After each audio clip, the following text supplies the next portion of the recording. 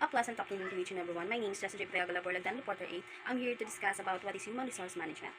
Human resource management, HRM, is a practice of recruiting, hiring, deploying, and managing an organization's employee. HRM is often referred to simply as human resource, or HR. A company organization HR department is usually responsible for creating, putting into effect, and overseeing policies, governing worker and the relationship of the organization with its employee. The term human resource was first used in the early 1900s and then more widely in the 1960s. To describe the people who work for the organization, Arrogate, HRM is employee management with an emphasis on employee as an asset of the business. In this context, employees are sometimes referred to as human capital. As with other business assets, the goal is to make effective use of employees, reducing risk and maximizing return on investment, or ROI. The modern term human capital management, or HCM, is often used by the large and mid-sized companies when discussing HR technology.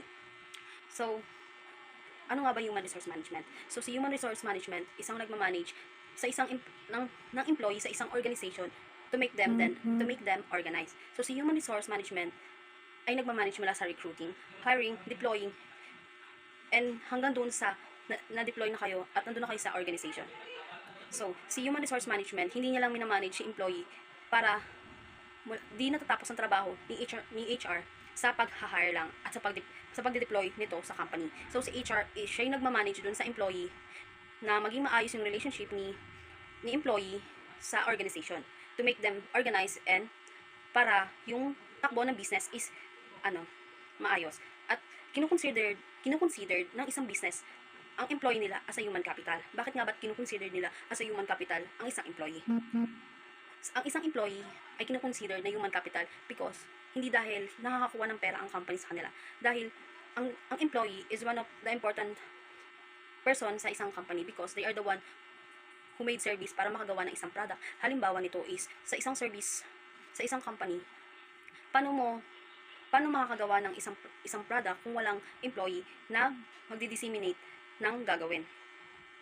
Ang employee ay pinahahalaga ng isang organizations because they are the one who made the product by the use of their manpower.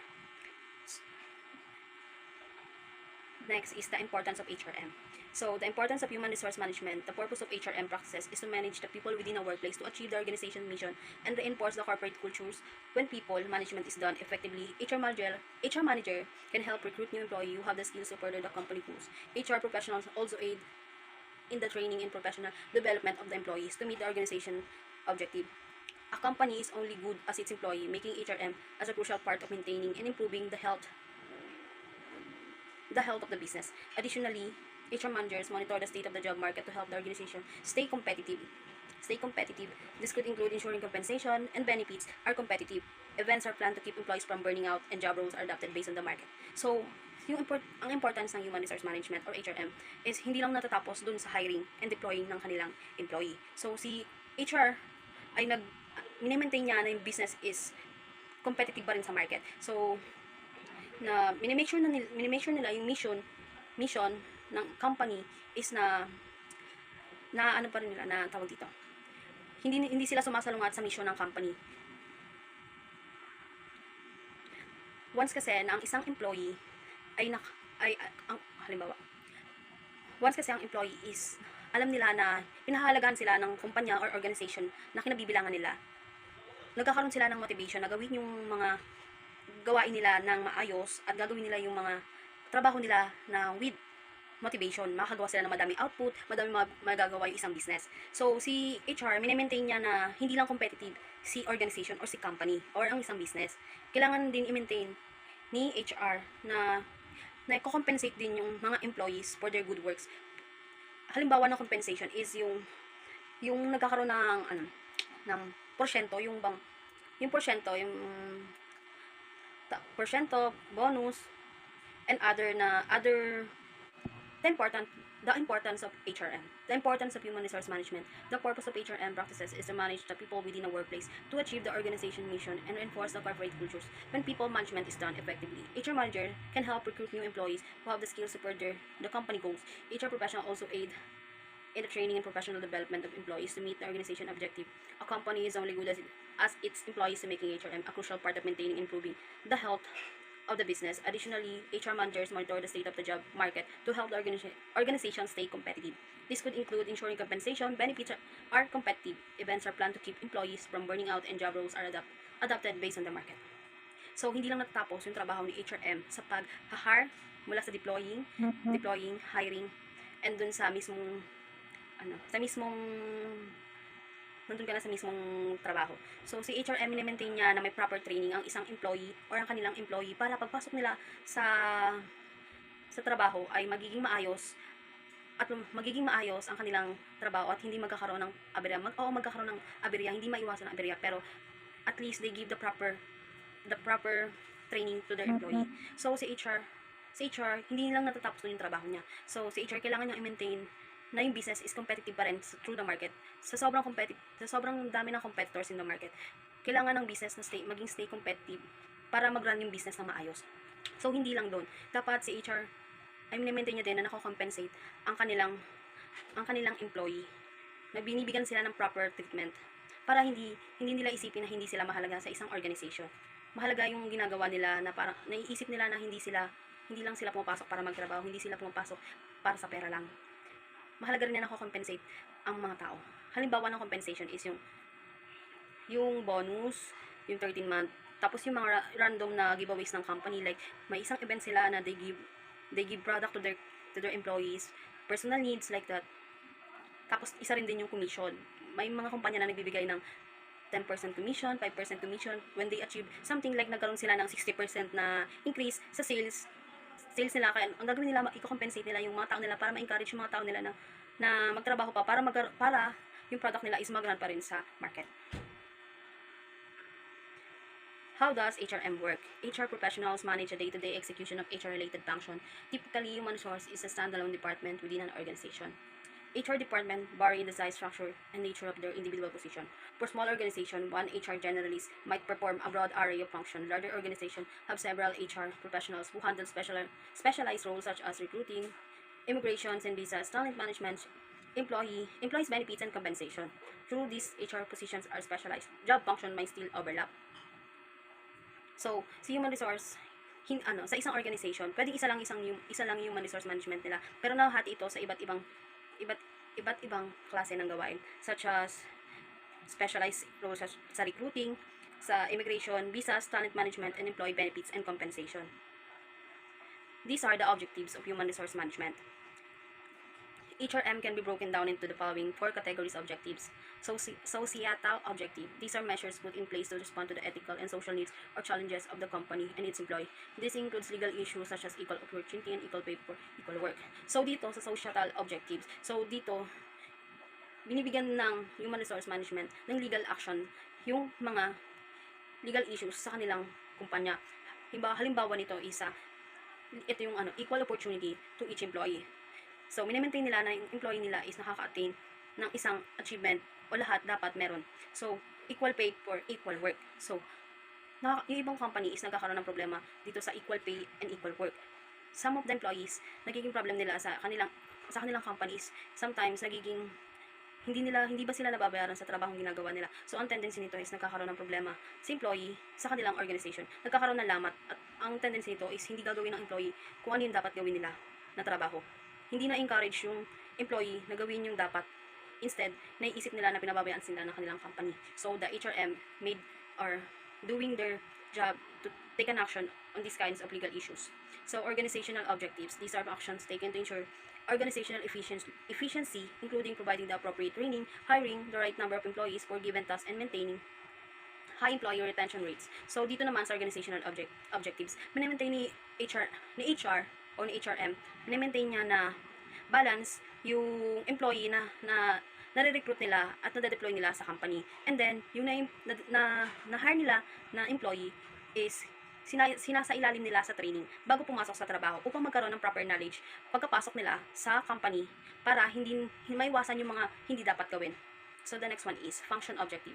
These are the guidelines used to keep HR functioning properly within the organization. They include ensuring all HR resources are allocated to their full potential. So, dito naman is sa functional objective. So, minamaintain din ng HR na nagpa-function ng tama yung organization nila para lahat ng employee in their organization is still working in the market. Personal objective. These are the resources used to support the personal goals of each employee. They include opportunities for education and career development as well as maintaining employee satisfaction. So, dito din sa personal objective. May mga company, example natin dito is may mga company na nagkakaroon ng scholarship for their employee. Some of their employees is willing mag-aral. So, the company will give them a scholarship to continue their schooling. And then, they continue their schooling but still working on them. And then, to maintain the employee satisfaction.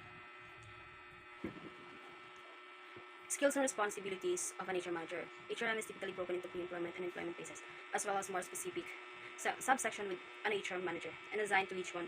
Areas of HRM oversight include the following: employees recruitment, onboarding and retention, talent and workforce management, job role assignment, career development, compensation and benefits, labor law compliance, performance management, training and development, succession planning, employees engagement and recognition, team building. HRM is typically broken into pre-employment.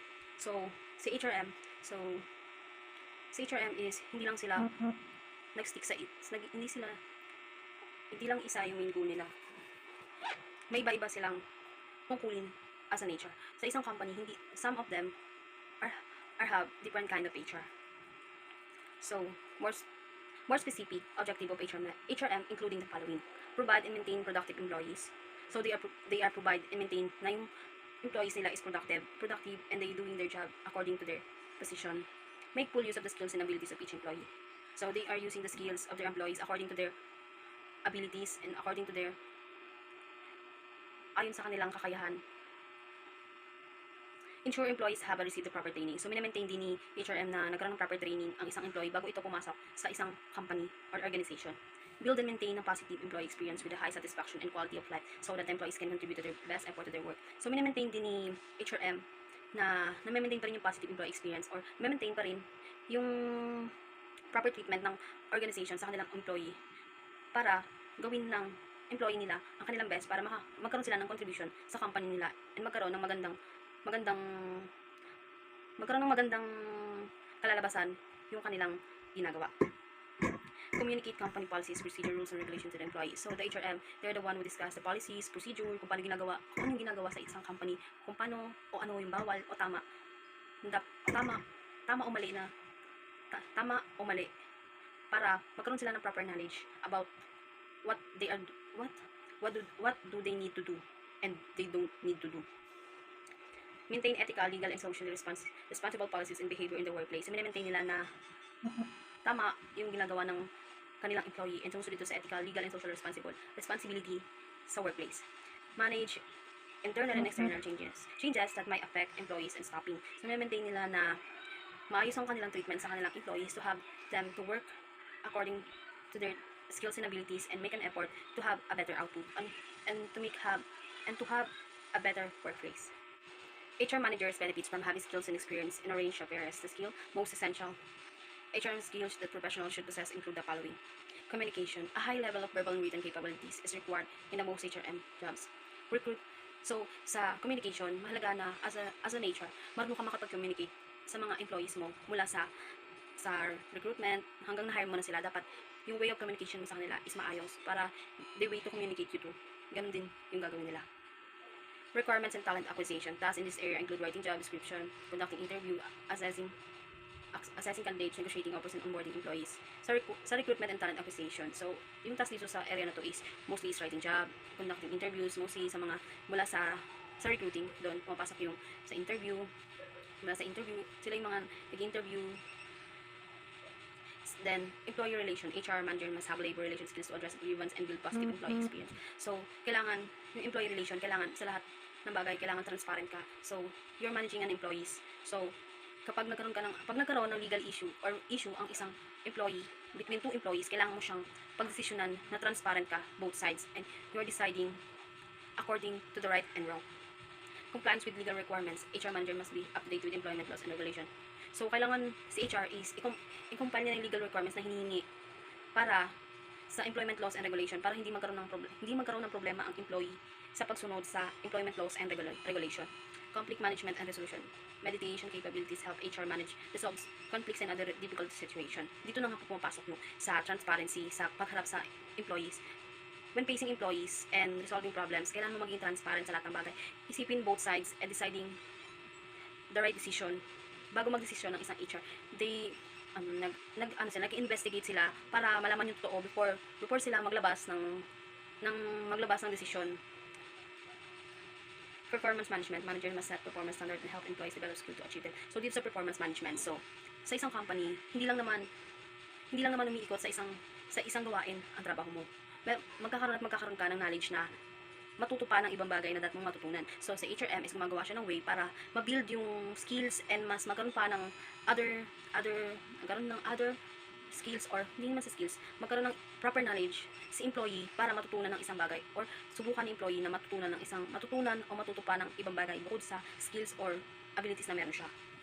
Strategic thinking. HR manager jobs require high-level thinking such as align the HR strategies with the company goal. So si HR, kailangan high-level thinking siya para ma-align niya yung HR strategies o yung strategies ng human resource sa company goals.